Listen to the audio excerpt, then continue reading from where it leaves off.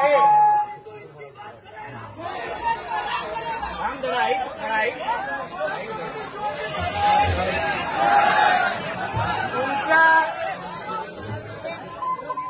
तुमच्या सगळ्यांच्या जे मनात आहे त्या भडव्यावर तेच होणार एवढं मी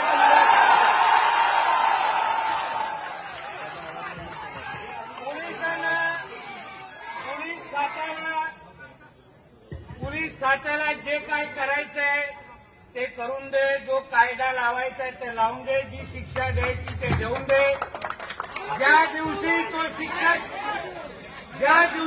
शिक्षा संपून बाहेर येईल त्यानंतर जास्त काळ जिवंत राहणार नाही.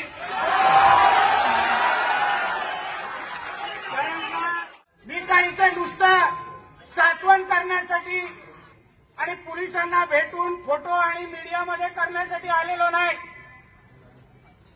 मी आपल्या सगळ्यांना हे आवर्जून मला सांगायचंय, पोलीस खातं म्हणून सरकार म्हणून जे काय करायचंय, जी काय शिक्षा द्यायची आहे ते देणारच. पण ही काय नुसतं एखाद्या दाऊदशेख पुरता विषय नाहीये.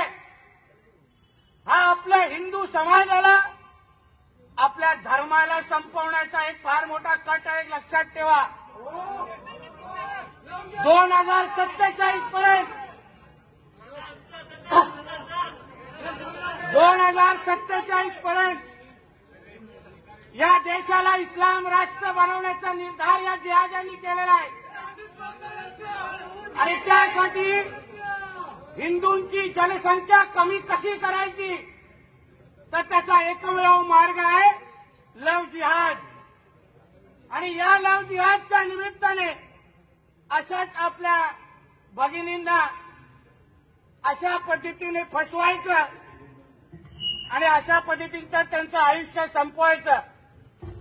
पण त्यांचे कोणी भडवे अगर या गर्दीमध्ये उभे असतील तर त्यांनी हेही लक्षात ठेवावं की हा विषय इथपर्यंत संपणार नाही. किती वाटलं हे आपल्याला किती वाटलं तर हे आपलं एक जिहादी आपला डॉक्टर बाबासाहेब आंबेडकरांचं संविधान मानत नाही. ते शरिया कायदाच मानतात.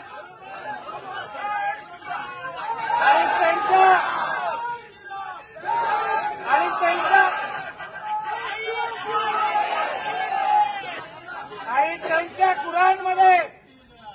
त्यांच्या कुराणमध्ये महिलेचं काय महत्व आहे जरा पानं फिरकून बघा आणि मग बघा हे लोकांची ही नाटकं का चालली आहेत. मी उल्वावासियांचं खरं मनापासून अभिनंदन करेन. निर्णय घेतलाय त्या लोकांनी की न्याय व्यवहार करायचा या जिहाद्यांबरोबर. मी तसंच माझ्या उरणवासियांना पण सांगेन, बस करा आता यांच्यावर व्यवहार. हे लोकांना जोपर्यंत तुम्ही भीक मागायला लावत नाही ना तोपर्यंत यांची ही नाटकं बंद होणार नाही. लक्षात ठेवा. आणि तुम्ही काही चिंता करू नका. तुम्ही काही जे पोलीस खातं असो सरकार असो हे आमच्या हिंदुत्वादी विचाराचं सरकार आहे. कोणीही तुमच्याकडे वाकडे नजरेने डिपार्टमेंट मधून पाहणार नाही. हा शब्द हा नितेश राणे तुम्हाला देऊन जातो. फक्त हिंदू समाजाची ताकद तर त्या वडव्यांना जिवंत न ठेवण्याचं पण आमच्या धर्मामध्ये सांगून ठेवलेलं आहे. म्हणून यापुढे आपल्याला मी एवढेच विनंती करेन, पोलीस जे आपलं काम करायचे ते करतीलच, पण तुम्ही आपल्या पद्धतीने जागृत राहा. आपली भीती निर्माण करा. कोणीही आपल्याकडे वाकड्या नजरेने पाहिलं तर त्याचे डोळे जागेवर राहता कामा नये. एवढी दहशत हिंदू समाजाची तयार झाली पाहिजे.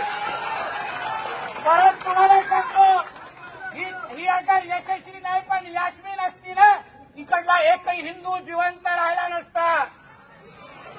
आपण नुसतं भाषण करत बसलोय, घोषणा देत बसलोय, पण हिंदू समाज म्हणून जसा आज आपल्या बहिणी वाकड्या नजरेने